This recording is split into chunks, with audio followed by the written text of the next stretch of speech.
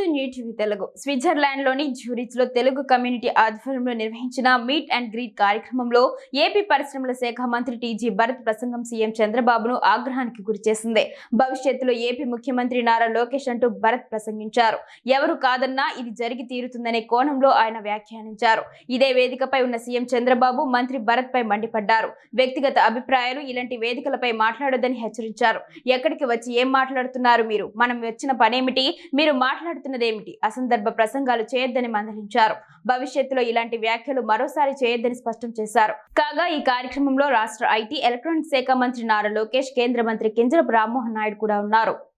ఓటేసేప్పుడు ఖచ్చితంగా ఒక్క నిమిషమని ఆలోచిస్తారు కాబట్టి it is in safe hands, no issue. ఖచ్చితంగా తెలుగుదేశం పార్టీ కొన్ని డికేట్స్ పాలిస్తుంది, so there is no problem.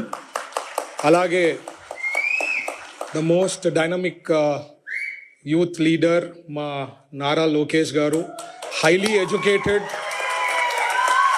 175 ఎమ్మెల్యేలు, 25 ఎంపీలు ఆ రాజ్యసభ ఎంపీలలో స్టాన్ఫర్డ్ నుంచి చదివిన వాళ్ళు ఎవరు లేరండి.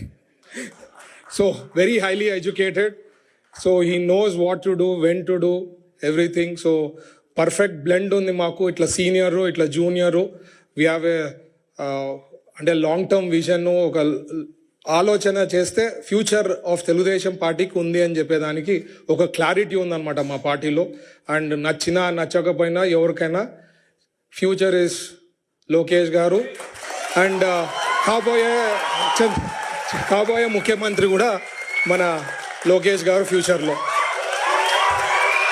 అలాగే